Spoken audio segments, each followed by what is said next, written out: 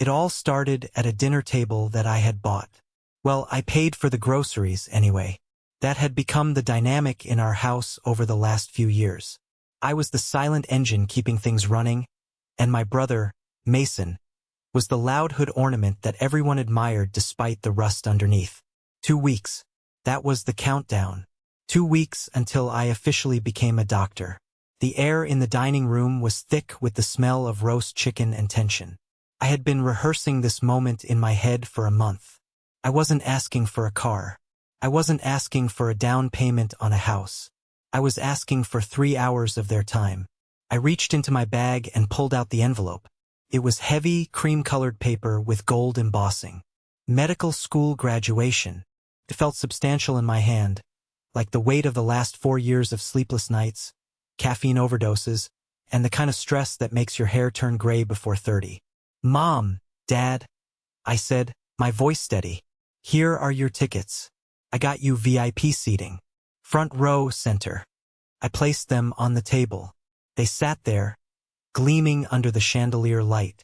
My mother, Susan, looked up from her plate.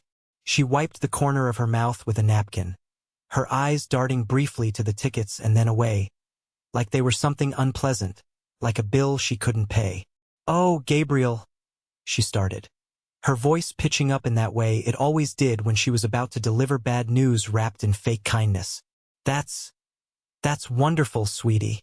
Really." My father, Robert, didn't even look up. He was too busy cutting his chicken, sawing at it with unnecessary aggression. Then Mason cleared his throat. Mason was 30. He was sitting across from me, wearing a t-shirt that said CEO on it, though he hadn't held a steady job since the Obama administration. He leaned back, picking his teeth with a fingernail. "About that, Gabe," Mason said, a smirk playing on his lips. "We've got a bit of a scheduling conflict." I froze. "A conflict? It's my graduation, Mason. The date has been set for 4 years. "Yeah, but you know how things pop up," Mason said, waving his hand dismissively. "See, I've been working on this new venture, Project X. It's big, huge. Social media influence, lifestyle branding, the works. And to launch it, I need a splash. A big event. A pool party to end all pool parties." I stared at him. "You're throwing a pool party." "Not just a party, bro. A networking event," Mason corrected, looking at our parents for validation. "Lumbos, models, high-end tequila. It's going to put me on the map." "And when is this party?" I asked, though the cold stone in my stomach told me I already knew the answer. "Saturday the 15th, Mason said. "Kickoff is at 1 p.m. "My ceremony starts at 1 p.m., I said, looking at my father. "Dad." Robert finally put his knife down. He sighed, a long, heavy sound that made it seem like I was the one being unreasonable. "Gabriel, look," Dad said, his voice gruff. "You know how hard Mason has been trying. The market is tough. He's had some bad breaks. He needs a win." "I'm becoming a doctor," I said, the words tasting like ash. "Is that not a win? Is that not a win for this family?" "Of course it is, honey," Mom interjected quickly, reaching across the table to pat my hand.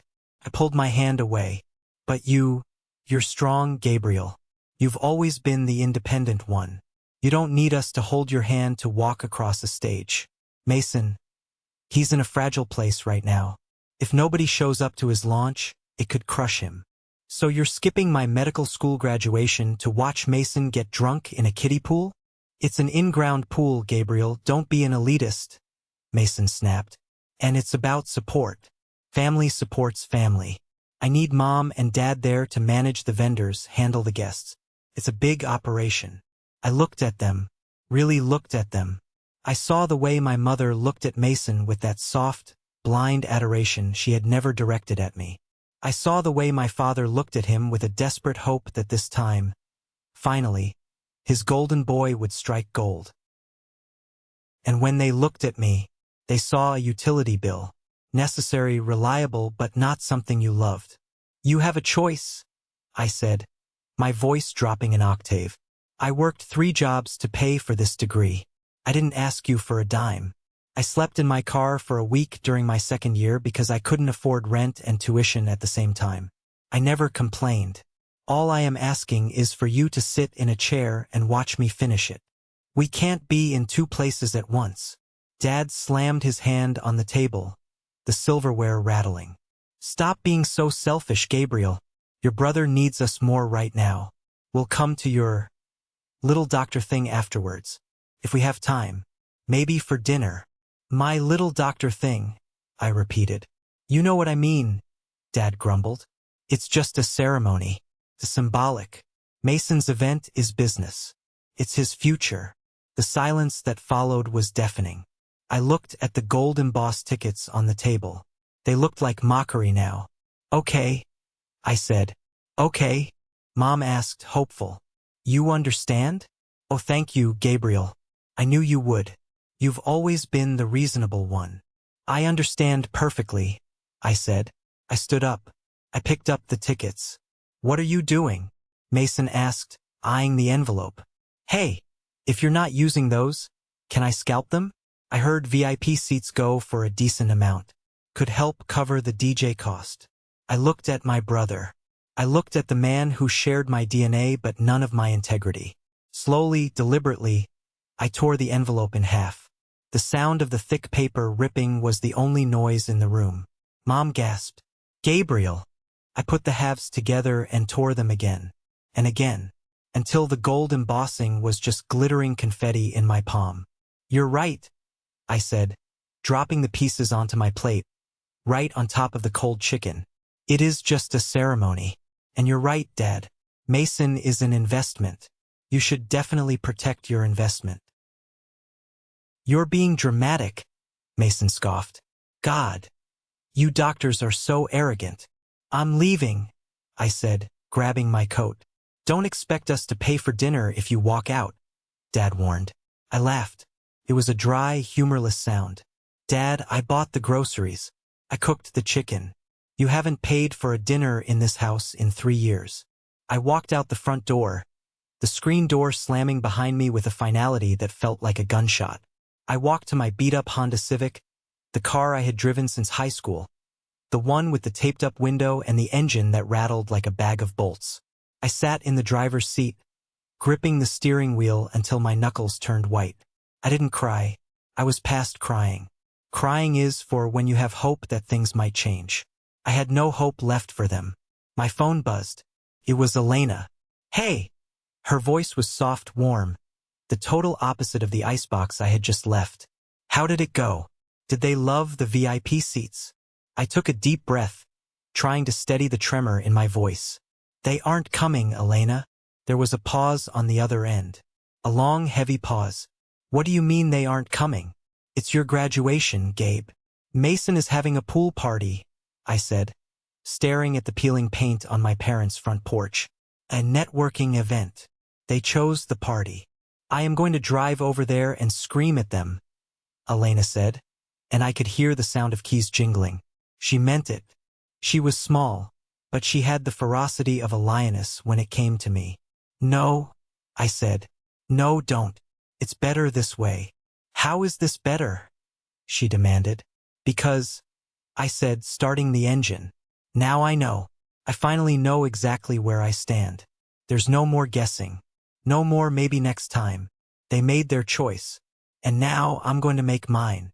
I backed out of the driveway, leaving the house and the people in it in my rearview mirror. I didn't know it then, but I was driving toward a future that would leave them all behind in the dust. As I drove toward the hospital for my final night shift before graduation week, the memories started flooding back. It's funny how trauma works. It doesn't hit you all at once. It chips away at you, piece by piece, until you look in the mirror and realize you're made of cracks. My parents talked about investing in Mason. That wasn't a metaphor. When I was 18, I got into the state university's pre-med program. It was my dream. I ran home, acceptance letter in hand, expecting a celebration. Instead, I found my parents and Mason in the living room, looking at a brochure for a new pickup truck. We can't co-sign your loan, Gabriel, Dad had said, not even looking up from the glossy photo of a Ford F-150. Our credit is a little tight right now. But what about the college fund? I had asked. Grandma left money for both of us. You said it was in a trust. Mom had looked at the floor. Well, about that. Mason needed a reliable vehicle for his business ventures. Appearances matter in the sales world. We used the fund to get him the truck. All of it. I whispered. My half too. We'll pay you back, Mason had said, grinning as he spun a set of new keys on his finger. Once my landscaping business takes off, I'll buy you a hospital, little bro. The landscaping business lasted 3 months. He sold the truck for half its value to pay off a gambling debt. I never saw a dime, so I worked. While my classmates were studying in the library, I was scrubbing toilets at a gym from 4 a.m. to 7 a.m. While they were going to parties on Friday nights, I was waiting tables at a diner until closing. And on weekends, I was an orderly at the hospital, transporting bodies to the morgue and cleaning up bodily fluids that no one else wanted to touch. I became a ghost. I was tired in my bones. I studied on bus rides, I studied during lunch breaks, I studied in the utility closet at the gym. But it was during one of those exhausted, blurry shifts that my life changed. It was 2 a.m. on a rainy Tuesday. The ER was quiet, that eerie calm before the storm. I was technically just a third-year medical student doing rotations, meant to be observing, not acting. Then the doors burst open. Trauma 1. Female. 22. Unrestrained driver. Massive head trauma. BP dropping. The paramedics were shouting, pushing a gurney that was slick with blood. The attending doctor was busy with a cardiac arrest in the next bay. The residents were overwhelmed. I ran to the bay. The girl on the table was pale, her skin almost translucent. Her airway was obstructed. She was choking on her own blood. We need to intubate, a nurse yelled. It was Elena. That was the first time I really saw her. Her eyes were wide, focused, terrified but capable. Doctor isn't here, she shouted at me. She's not breathing, Gabe. I looked at the girl. I looked at the monitor. Her oxygen levels were plummeting.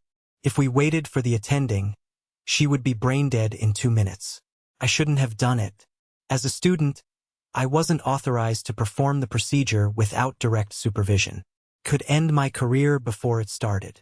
I could be expelled. I could be sued. But I looked at the girl's face. She looked like someone's sister, someone's daughter.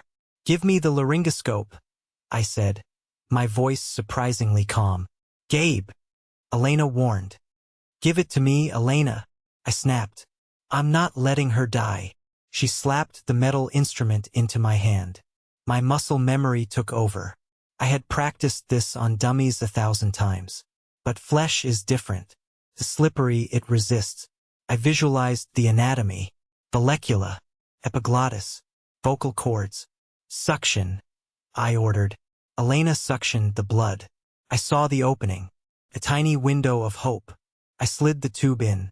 Bag her. Elena squeezed the ambu bag. We both watched the monitor. 1 second. 2 seconds. Her chest rose. Beep, beep, beep. The oxygen saturation numbers started to climb. 80%. 85%. 90%. Nice work, kid. I turned around. Dr. Anthony, the chief of surgery, was standing in the doorway. He had blood on his scrubs from the other trauma bay. He had seen the whole thing. My knees almost gave out. Dr. Anthony, I know I wasn't supposed to. He held up a hand. You saved her life. We'll talk about protocol later. But you have good hands. Steady hands. That girl turned out to be Sarah. Sarah Joseph, the daughter of Senator Michael Joseph. I didn't tell my parents. When I went home that weekend to do laundry, because I couldn't afford a laundromat, I tried to mention it. I intubated a patient solo the other night, I said while folding my scrubs. The chief of surgery said I have good hands. That's nice, Mom said, not looking up from her phone. Hey, Mason needs to borrow $50 for gas. Can you leave it on the counter? I don't have $50, Mom. I have 20 until payday. Don't lie, Gabriel. Doctors make plenty of money. I'm a student, Mom. I pay to work there. Well, find a way. Mason has a date tonight. He can't show up with an empty tank. I left the $20. I always did. I was conditioned to it. I was the safety net for their tightrope walking act. But back in the present, driving to the hospital, I realized the safety net was gone. I had cut it when I tore those tickets. I pulled into the staff parking lot. My phone buzzed again. It wasn't my family. It was a lawyer. An email notification. Subject: Estate of Grandmother Rose final disbursement. I frowned. Grandma Rose had died 5 years ago. That was the money my parents claimed to have spent on Mason's truck. I opened the email. Dear Mr. Gabriel, per the terms of the trust, the remaining portion of your inheritance, which was locked until your graduation from an accredited medical doctoral program, is scheduled for release next week. I stared at the screen. Locked. My parents hadn't spent my half. They couldn't. It was in a trust they couldn't touch. They had lied to me. They had let me starve, let me scrub toilets, let me sleep in my car, thinking there was no money, simply because they wanted to hoard their own cash for Mason. They didn't steal my money. They stole my peace of mind. They stole my comfort. They watched me struggle and did nothing, knowing the safety net was there but refusing to tell me about it because they were angry they couldn't raid it for Mason. Rage, hot and white, flooded my veins. Inheritance. I whispered the word. Felt like a weapon. I walked into the hospital. Elena was at the nurse's station. She took one look at my face and knew.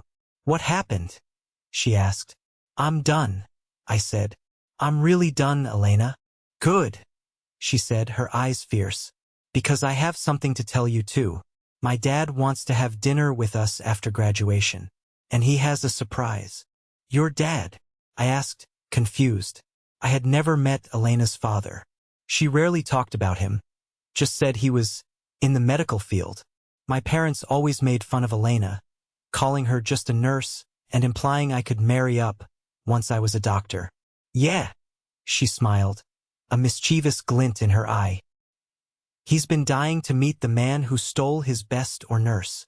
I didn't know it then, but the pieces of the puzzle were falling into place. The board was set, and my brother's pool party was about to be the scene of a checkmate he never saw coming. 3 days before graduation. The calm before the storm? No, this was the wind picking up, rattling the windows. I was at my apartment, a tiny studio I shared with a stack of medical textbooks and a coffee maker that leaked. I was packing, not for a vacation, but just organizing my life. I was preparing to move out, to leave this town to start residency. My phone rang. Mom. I debated not answering, but old habits die hard. And part of me, the part that likes to poke a bruise to see if it still hurts, wanted to hear what she had to say. Hello, Gabriel. Her voice was shrill, panicked. Thank God you answered. We have a crisis. Is Dad okay? My doctor brain engaged instantly. What? No, Dad's fine. It's the party. It's Mason. I sat down on my bed, rubbing my temples. What about the party, Mom? The vendor for the sound system, he wants cash up front. And the liquor distributor is demanding a deposit. It's a mess, Gabriel. Mason is stressing out. His anxiety is through the roof. You know he gets palpitations. He gets palpitations when he drinks too much Red Bull, Mom. Don't be cruel. Listen, we need a small loan. Just a bridge loan. Until Mason's investors come through next week. Investors? I almost laughed. Mom, Mason doesn't have investors. He has Instagram followers. There is no money coming. You don't believe in him, she cried. That's your problem. You never have. Look, we just need $5,000. Just wire it to Dad's account. $5,000? I shouted. Mom, I have $300 in my checking account. I am a student. I am unemployed until my residency starts in July. But you can get a loan. Doctors get approved for everything. Just put it on a credit card. Or ask that girlfriend of yours. Doesn't she work double shifts? My blood went cold. You want me to ask Elena to pay for Mason's liquor? It's for the family, Gabriel. Why are you being so difficult? This party is going to make us rich. Mason says the sponsorship deals alone will cover everything. No, I said. What? No. No. I am not giving you money. I am not borrowing money. And do not ever bring Elena into this again. If you don't help us, Mom's voice dropped low, Mason might do something stupid. He's talking about the house. What about the house? Nothing, she said quickly, too quickly. Just, please, Gabriel, think about it. Do you want your brother to fail? He's 30 years old, Mom. Failing is an option he chooses every day. I hung up. My heart was pounding. The house. What did she mean about the house? I had a bad feeling. A gut instinct, like when a patient walks in looking fine but their labs scream internal bleeding. I logged onto the county clerk's website. This public record. Anyone can look up property deeds. I searched my parents' names. There it was. A new filing, dated 2 days ago. A lien. But not on the main house. On the lake cabin. The cabin was the one thing my grandfather had built with his own hands. It was supposed to be the family legacy. It was where I had my only happy childhood memories. Fishing off the dock before Mason got old enough to start pushing me in. They had taken out a second mortgage on the cabin.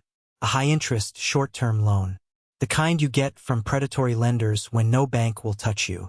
Value $50,000. I stared at the screen. They hadn't just asked me for $5,000. They had already burned through 50 grand. On a party. They were betting the entire family legacy on a pool party hosted by a man who couldn't keep a goldfish alive. I called Uncle David. David was Dad's younger brother, the black sheep because he refused to enable Dad's gambling back in the day. We rarely spoke, but he was the only sane person in the bloodline. David, I said when he answered. Did you know about the cabin? Gabriel. He sounded tired. Yeah, I heard. Your dad called me bragging about it. Said Mason is going to be the next Elon Musk. Said the party is going to launch an empire. They're going to lose the cabin, David. You know that, right? I told him, David sighed. I told him Mason is a con artist who believes his own cons. Robert told me to go to hell. Said I was jealous. What is Mason actually doing?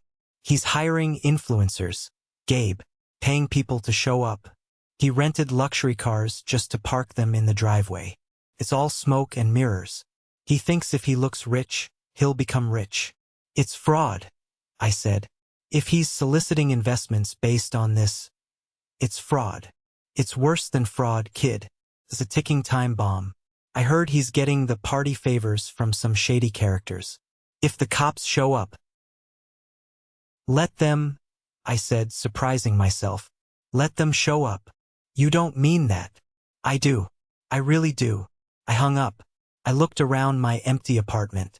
I felt lighter. The anger was still there, but the fear was gone. They had crossed the line of no return. They had leveraged their past, the cabin, to destroy their future, all to ignore my present. The next day, 2 days before graduation, I went to pick up my cap and gown. The velvet hood was heavy. Doctor of Medicine. As I walked out of the administration building, I saw a familiar car. A flashy, red convertible. Rented. Mason was sitting in it, revving the engine at a stoplight, wearing sunglasses even though it was cloudy. He saw me. He didn't wave. He just revved the engine louder, staring me down. It was a challenge. A display of dominance. Look at me, look at what I have. I didn't look away.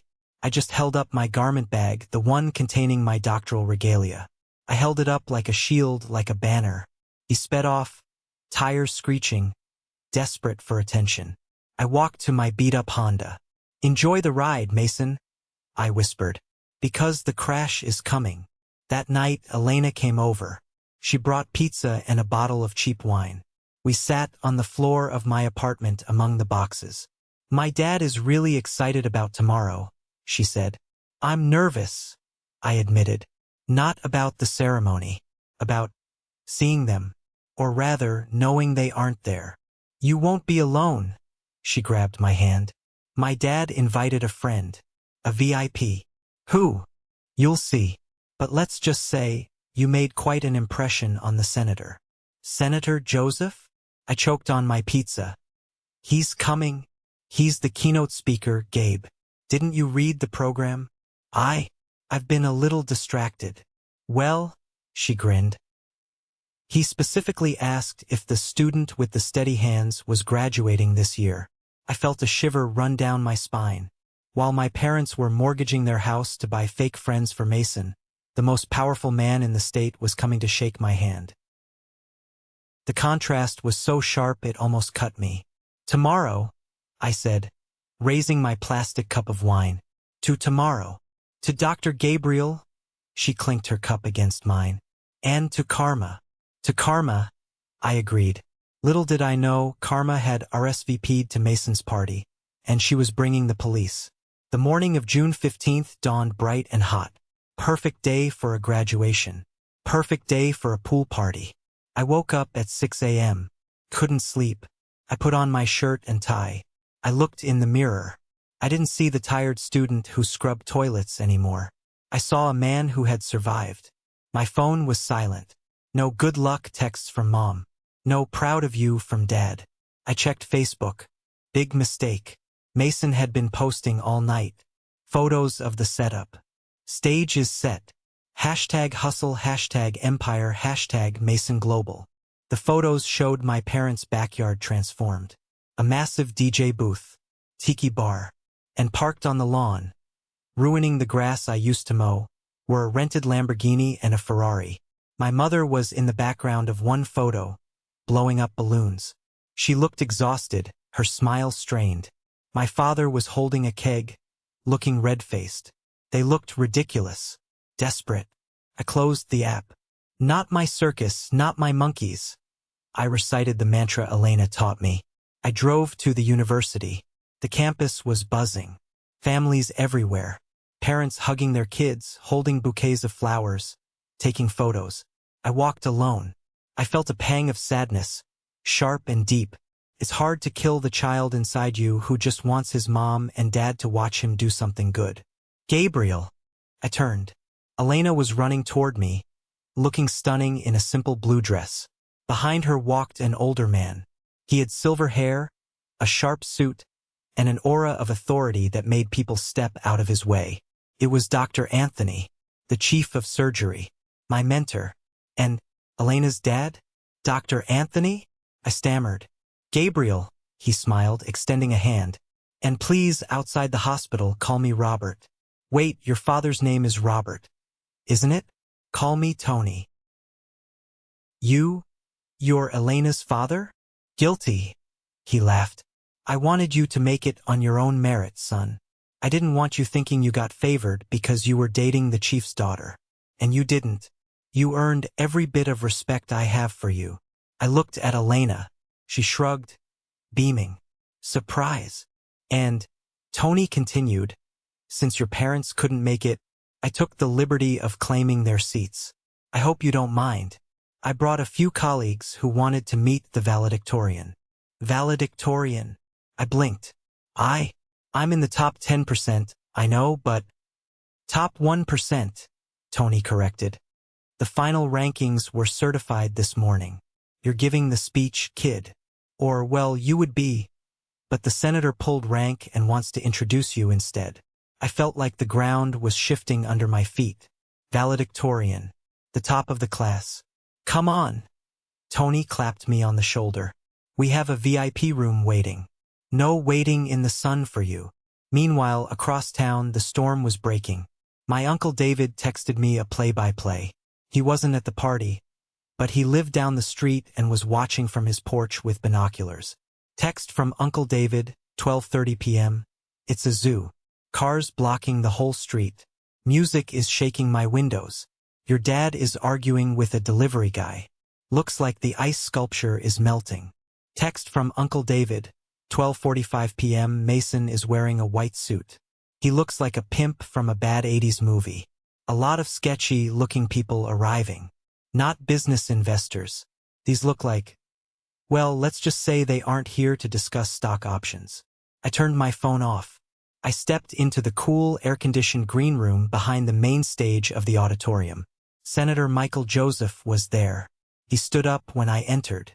He was a big man, intimidating on TV, but up close, his eyes were kind.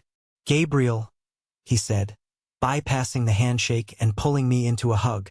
"Sarah is starting physical therapy next week. She's going to walk again." That's amazing, sir," I said, feeling tears prick my eyes.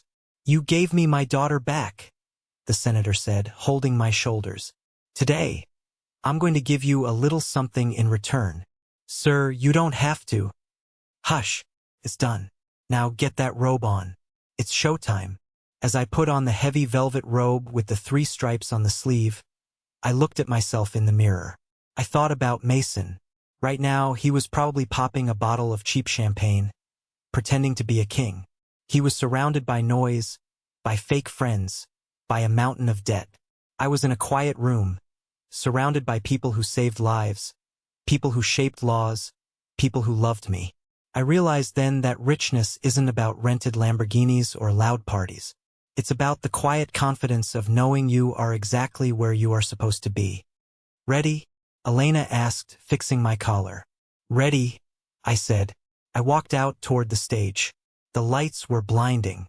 The crowd was a sea of faces. And somewhere in that crowd, there were 2 empty seats where my parents should have been. But looking at Tony and Elena in the front row, cheering wildly, I didn't see the empty seats anymore. I saw the full ones. The ceremony began. And 5 miles away, the first police cruiser turned onto my parents' street. The contrast between the 2 worlds was sharp enough to cut glass. At the University Hall, the atmosphere was thick with dignity. The organ music swelled. The smell of old wood and expensive perfume filled the air. Thousands of people sat in hushed anticipation. At my parents' house, according to the police report I read later, the air smelled of stale beer, marijuana, and desperation. It was 1:30 p.m. Senator Joseph took the podium. The crowd erupted. He was a beloved figure in our state, known for his toughness and his integrity. "Ladies and gentlemen," his voice boomed, amplified by the state-of-the-art sound system. "We often talk about the future of medicine. We talk about technology, about funding, about policy. But the future of medicine isn't a policy. It's a person." He paused, looking out over the graduates. 6 months ago, my world stopped. My daughter, Sarah, was in a horrific accident. The experts said she wouldn't make it to the hospital. But there was a student in the ER that night. A student who didn't wait for permission to do what was right. A student who had the courage to act. I sat on the stage, my heart hammering against my ribs like a trapped bird. "That student," the senator continued, pointing a finger directly at me, "is your valedictorian, Dr. Gabriel Miller." The applause started as a ripple and turned into a tsunami. My classmates, the ones who had ignored the quiet janitor student for years, stood up. They cheered. They knew. They respected the work. "But I'm not just here to tell a story," the senator said, quieting the crowd. "I am here to make an announcement.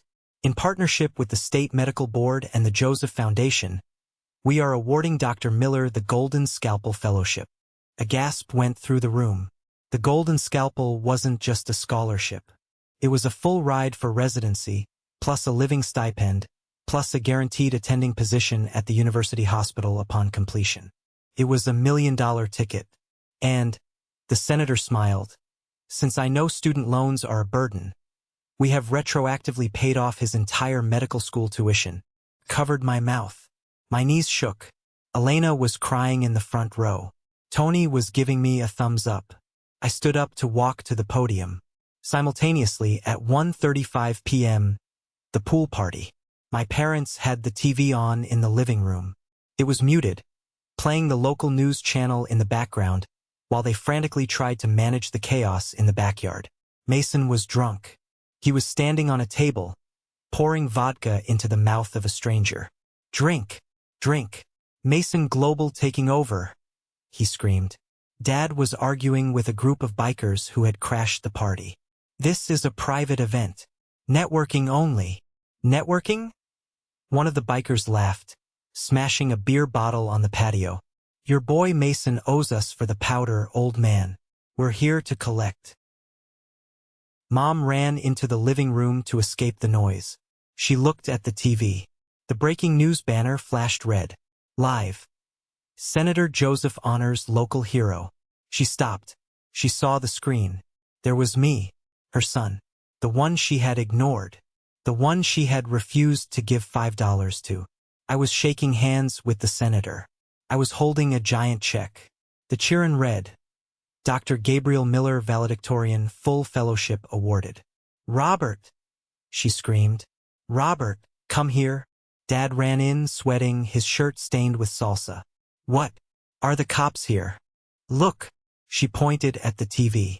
Dad squinted. He saw me. He saw the senator. He saw the words, full fellowship. Is that Gabriel? He whispered. He won, Mom said, her voice trembling. He won everything. Robert, look at that check. That's hundreds of thousands of dollars. He didn't tell us, Dad said, his face turning purple. He didn't tell us he was friends with the senator. We didn't go. Mom sank onto the sofa. Oh my God, Robert. We didn't go. He needs to share that, Dad said, a greedy light entering his panic-stricken eyes. We're his parents. He can't just keep all that. Call him. Call him right now. Dad pulled out his phone. Just then, the front door was kicked open. It wasn't Gabriel coming to save them. Police. Search warrant. Everybody down. A SWAT team poured into the hallway. What is this? Dad screamed. I'm a respectable citizen. Robert Miller? An officer shouted, pinning Dad against the wall. You're the owner of this property? Yes. Get off me. We have reports of distribution of narcotics and serving minors. And we have a warrant for a Mason Miller regarding fraudulent loan applications. Mason, Dad wheezed. Out in the backyard, the music cut out.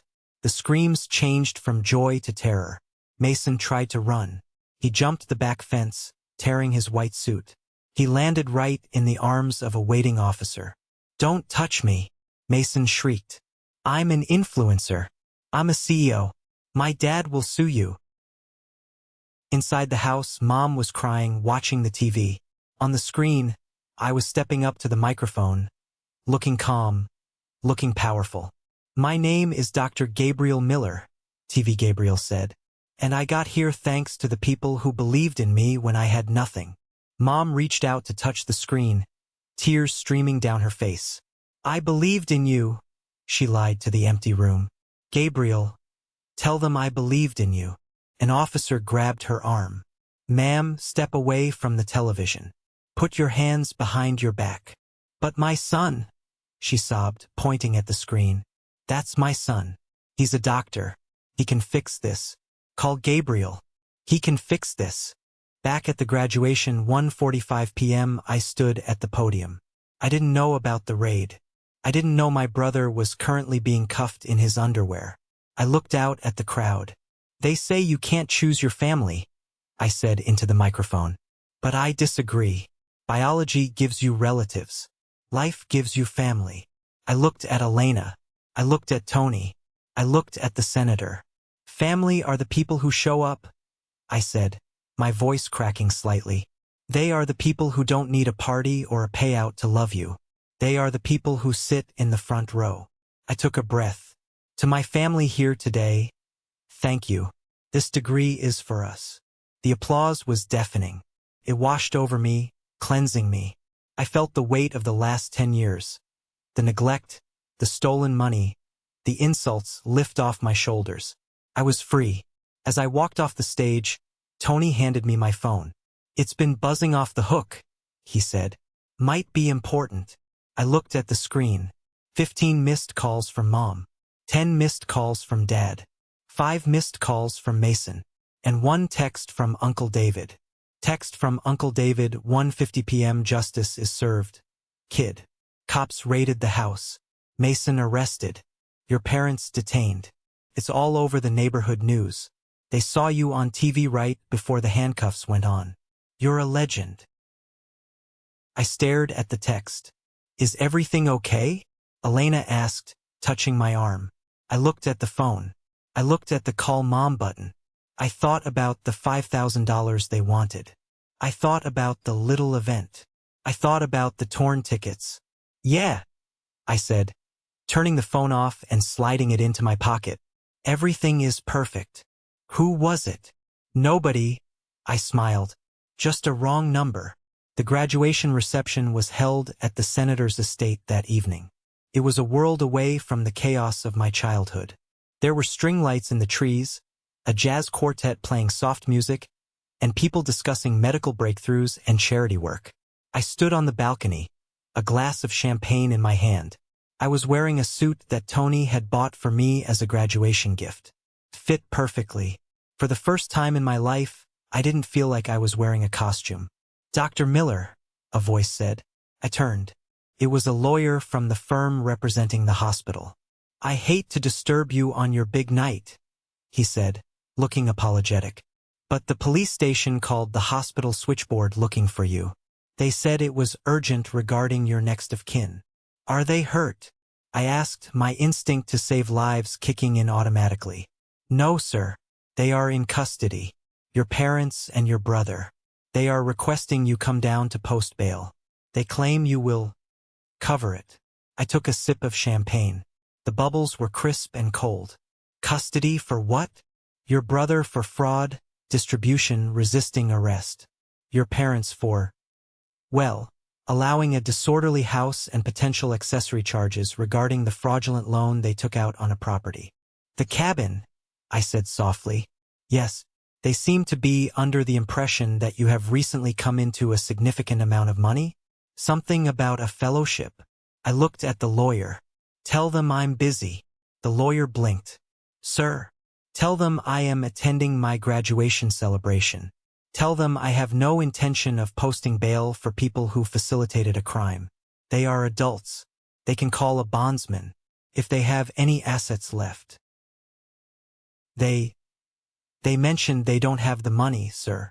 They said they spent it all on the party." "Then I guess they will have to wait until their arraignment on Monday," I said. "It's Saturday night. They'll have time to think."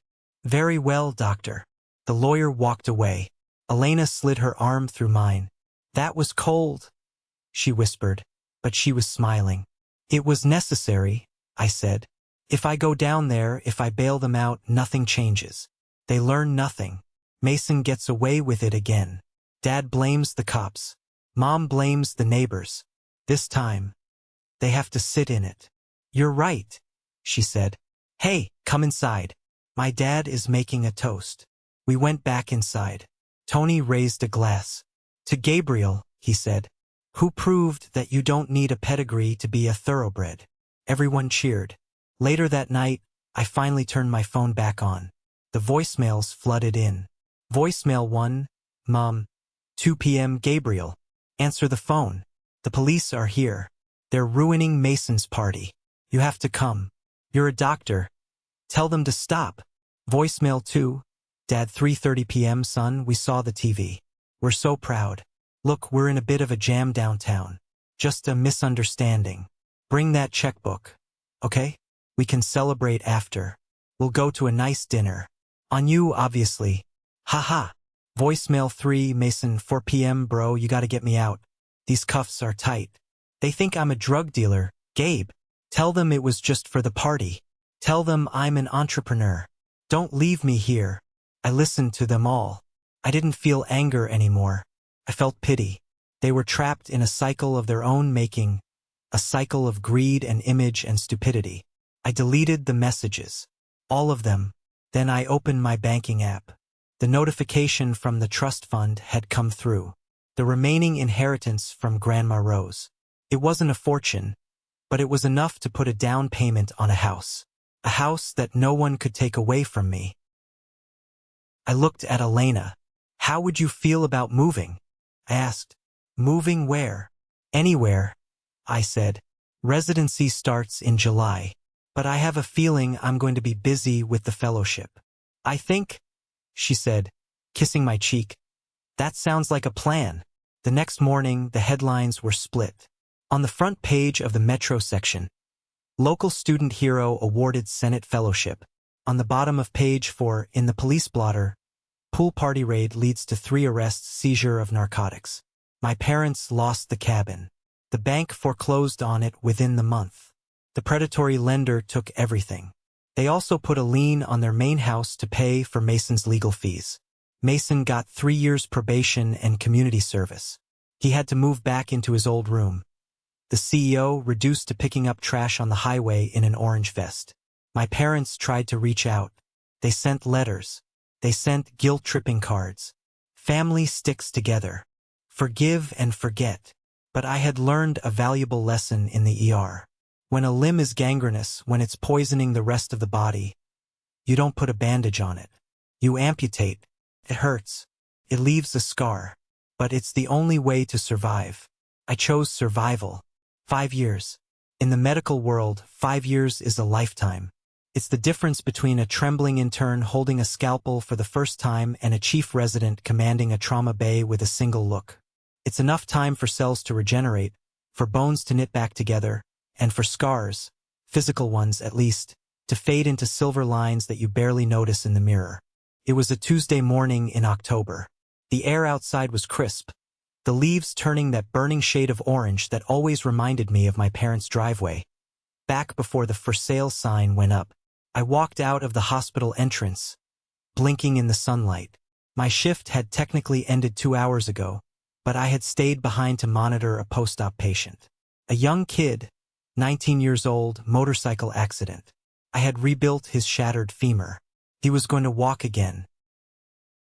I walked across the physician's parking lot. I didn't head toward a rusted Honda Civic with taped-up windows anymore. I walked toward a Porsche 911, black, sleek, and fully paid for. I ran my hand over the hood. It wasn't about the car. I didn't buy it to show off. I didn't buy it to post photos on Instagram with hashtags about hustle culture. I bought it because I loved engineering. I loved precision. And mostly, I bought it because every time I turned the key and heard that engine purr, it reminded me that I wasn't the broke student begging for gas money anymore. It was a tangible receipt of my hard work. My phone buzzed as I slid into the leather seat. It was a notification from the county court system. I had kept the alert active for years, a morbid curiosity I couldn't quite shake. Case update. State versus Mason Miller. Probation review. Failed. Community service hours. Incomplete. I let out a sigh that fogged up the window. Mason. The last 5 years hadn't been kind to the golden boy. When the police raided the pool party that day, they didn't just find noise violations. They found a distribution quantity of controlled substances in his VIP tent. They found the fraudulent loan documents he had drafted for the investors. Because it was his first offense, and because our parents hired a shark of a lawyer, using the equity from their main house, of course, Mason avoided prison time. He got 3 years of probation, a mountain of fines, and 500 hours of community service. But Mason didn't do service. He didn't pick up trash. He didn't scrub graffiti. He tried to outsource it. He tried to pay a teenager to wear his orange vest and scan the highway for litter. He got caught. The judge was not amused. His probation was extended. His fines were doubled. He was currently 35 years old, living in a basement apartment that smelled of damp concrete, working part-time at a call center selling extended car warranties. The Mason global empire was just a digital footprint of deleted accounts and broken links. I started the car, the engine growling to life. I was heading home to Elena. We had bought a house in the hills, far away from the suburbs where I grew up. It was a sanctuary, quiet, peaceful, no screaming, no debt collectors banging on the door. But before I could put the car in gear, my phone rang. It was the front desk at the hospital. Dr. Miller? It was Sarah, the head intake nurse. She sounded uncomfortable. I'm here, Sarah. Just leaving. What's up? I am so sorry to bother you, doctor. I know you're post-call, but there are 2 people in the waiting room. They're causing a bit of a scene. My stomach tightened. Not with fear. Not anymore. But with that weary annoyance you feel when a mosquito buzzes in your ear. Who are they? They claim to be your parents, doctor. Mr. and Mrs. Miller? They don't have an appointment. They're insisting that the chief, I assume they mean you, will squeeze them in. They're demanding to bypass the insurance verification. I closed my eyes. I gripped the steering wheel. I could have driven away. I could have told Sarah to call security and have them escorted out. I could have pretended I was already on the highway. But I knew them. If I left, they would harass the staff. They would scream at the nurses. They would embarrass me in the place I had worked so hard to build my reputation. I'm coming back in, I said. Keep them in the lobby.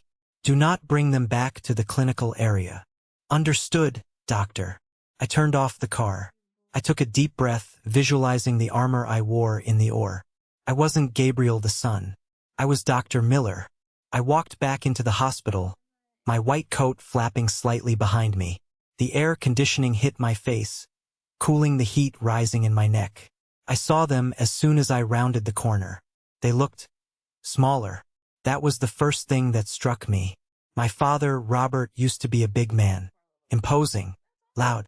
Now he looked shrunken inside a polo shirt that was faded at the collar. His hair was thinning, and he had the stoop of a man who carried the weight of bad decisions. My mother, Susan, was worse. She was wearing a dress I recognized from 10 years ago, but it hung loosely on her frame. Her face was lined with stress, her makeup applied with a shaky hand. She was arguing with the receptionist, pointing a finger that trembled. "He is the chief resident," Mom was saying, her voice shrill but lacking its old power. "Do you know who that is? He runs this place. You can't ask me for a copay. I am his mother." "Ma'am, please lower your voice," the receptionist said firmly. "Mom," I said. The word cut through the noise like a scalpel. They both froze. They turned. When they saw me, their faces went through a complex gymnastics routine. Shock, relief, shame, and then, inevitably, that mask of fake pride slid into place. "Gabriel!" Mom cried out, rushing forward as if to hug me. "Oh, look at you. Robert, look at him. Dr. Miller." I didn't step forward. I didn't open my arms. I stood still, my hands in the pockets of my white coat. She stopped a foot away from me, sensing the invisible wall I had erected. Her arms dropped awkwardly to her sides. "Hello, Gabriel," Dad said, trying to muster some dignity. We were just in the neighborhood. Thought we'd stop by." "You live 40 miles away, Dad," I said, my voice flat. "You weren't in the neighborhood. And Sarah tells me you're trying to bypass billing." Dad cleared his throat, looking at the floor. "Well, it's just bureaucracy, you know? Paperwork. We figured since you're the big boss now, you could just wave a hand. Professional courtesy." "I am a doctor," I said. "Not an insurance company. What do you need?" "It's your father," Mom said, her eyes welling up with tears that might have been real, or might have been a performance. It was always hard to tell. "His back is getting worse. He can barely work. He lost his job at the warehouse because he can't lift the boxes anymore." "I see," I said. "And you want me to look at it?" "We want the best," Dad said, puffing out his chest slightly. "And we heard you're the best neurosurgeon in the state. We follow your career, son. We see the articles." "You follow the articles?" I asked, a dry laugh escaping me. "Did you see the one about the charity gala I hosted last month? Or the one about the research grant I won? Or just the ones that mention my salary bracket?" "That's not fair," Mom sniffled. "We are proud of you. We tell everyone. That's our Gabriel. We tell the neighbors. We tell the people at church." "Does Mason tell people?" I asked. The name hung in the air. "Mason is struggling," Mom whispered. "He's trying, Gabriel. He really is. But the system is rigged against him. That judge had a vendetta.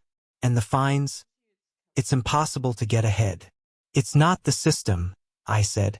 "It's consequences. Something he never learned about because you shielded him from them his entire life." "He's your brother," Dad snapped, a flash of the old anger returning. "He's blood. And right now, he's living in a basement with mold because we lost the house. We lost everything, Gabriel. Everything.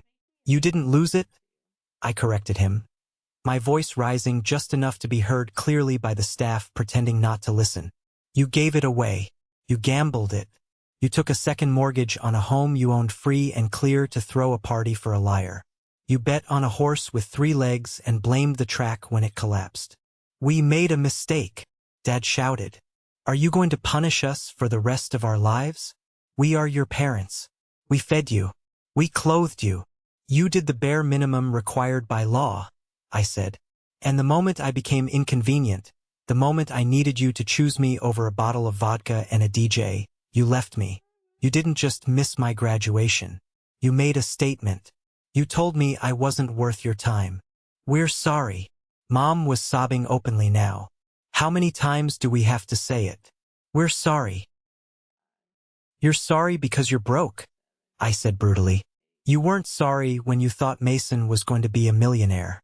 You weren't sorry when you called me to brag about the party. You're sorry now because the other investment failed, and you're looking for a new ATM. We need help, Dad pleaded, his anger dissolving into desperation. They're going to evict us from the rental, Gabriel. We're 2 months behind. And my back. I need surgery. I need you to fix it. I looked at them. I looked at the people who had raised me. I saw the fear in their eyes, the genuine, raw fear of poverty and old age. Part of me, the part that was trained to heal, wanted to help. It would be so easy. I could write a check. I could pull strings. I could fix Dad's back pro bono.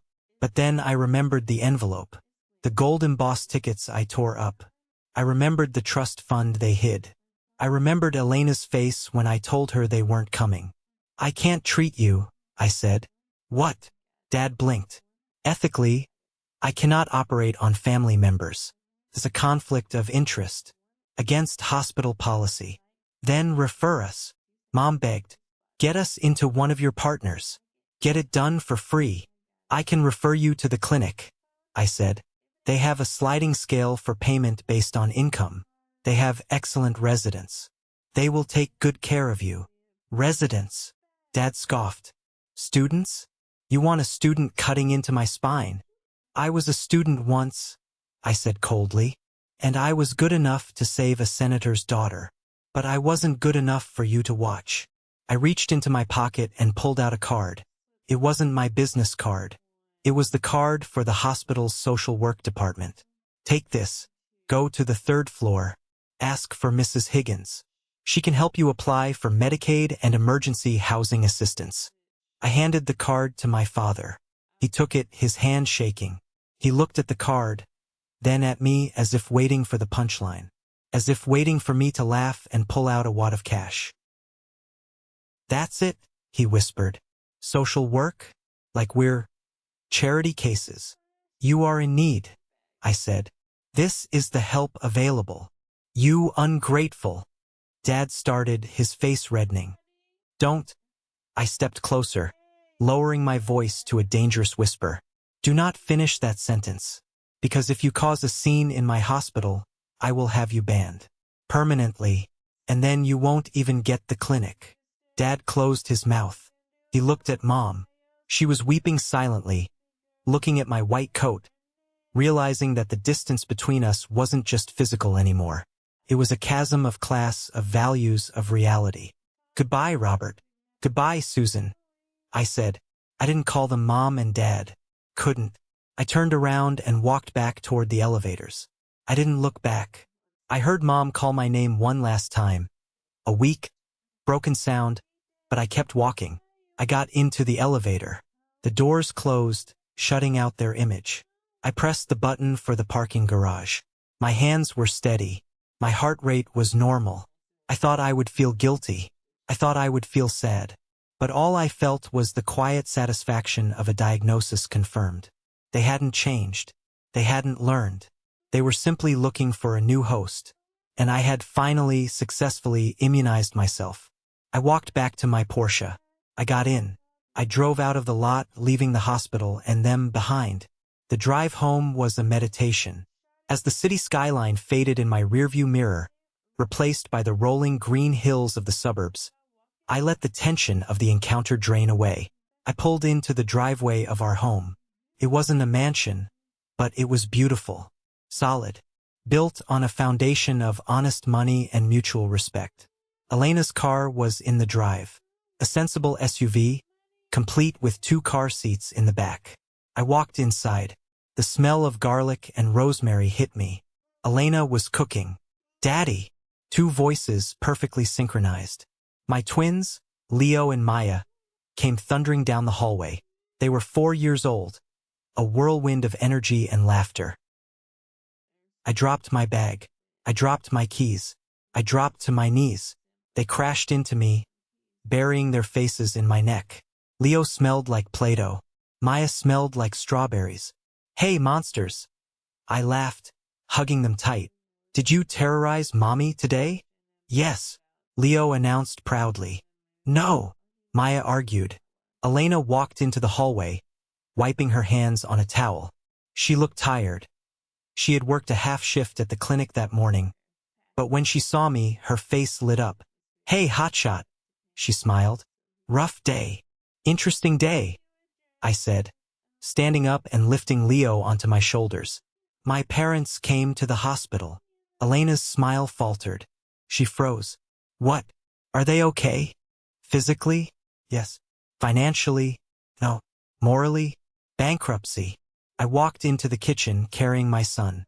I told her the story as I helped her chop vegetables. I told her about the demands, the guilt trips, the refusal to take responsibility. "And what did you do?" she asked, watching me closely. "I sent them to social work," I said, "and I walked away." Elena put down her knife. She walked over to me and wrapped her arms around my waist, resting her head on my chest. "I'm proud of you," she whispered. I felt like I should have felt worse," I admitted. "Is that wrong? To feel nothing?"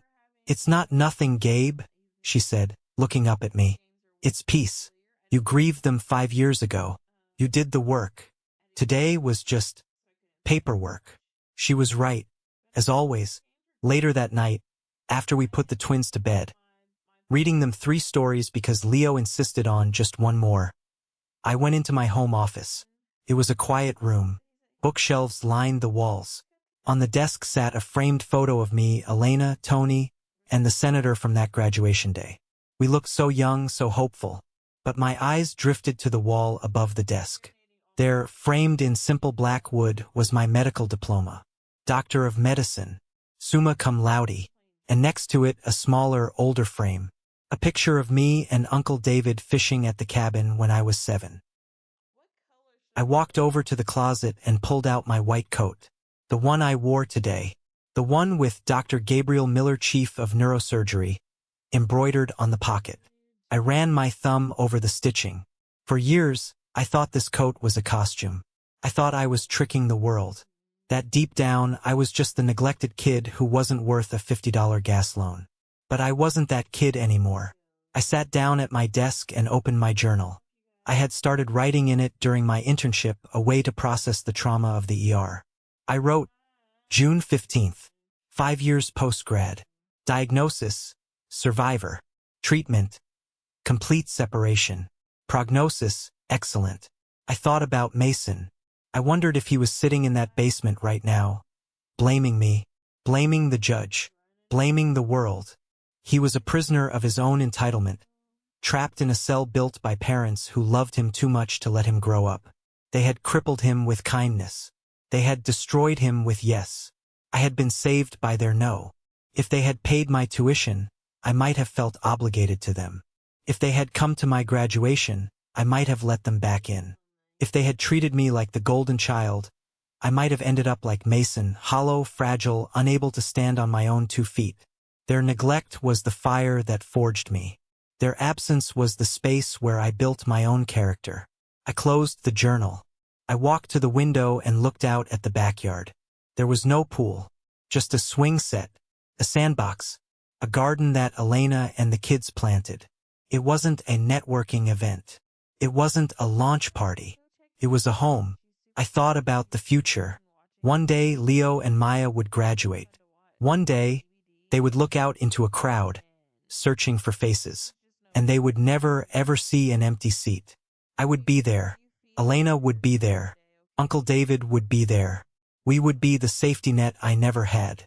We would be the applause I had to earn from strangers. I turned off the light. I walked out of the office, closing the door softly behind me.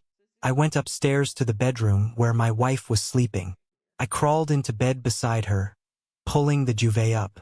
"Gabe," she mumbled, half asleep. "Yeah, I'm here. You okay?" "Yeah," I said, kissing her forehead.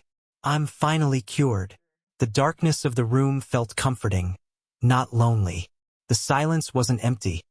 It was full of breath, of life, of love. My brother threw a pool party during my graduation. My parents chose the booze over my diploma. And it was the best thing they ever did for me. Because on that day, while they were drowning, I learned how to swim. Thank you for walking this road with me. It wasn't an easy journey to share, but standing here on the other side of it, I've learned a truth that changed my life. Toxic family members are like gangrene. We are taught that blood is thicker than water, that we must forgive family no matter what. But sometimes, keeping that connection destroys your own spirit. I learned that you cannot save people who are committed to their own destruction. My parents and Mason were drowning, but every time I reached out a hand, they tried to pull me under with them. Setting boundaries wasn't an act of cruelty. It was an act of survival. It was the only way I could build a healthy life for my own children, to ensure the cycle of neglect and entitlement ended with me. The greatest victory wasn't the money, the Porsche, or even the title of doctor. It was the peace of mind. It was looking at my children and knowing they will never have to beg for my attention. Now, I want to hear from you.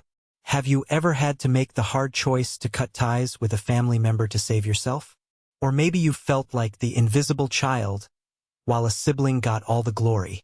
Please, drop a good in the comments if you agree that boundaries are necessary for mental health. Or better yet, share your own moment of realization. Your story might be the lifeline someone else needs to read today. Let's support each other in the comments. Thank you for listening.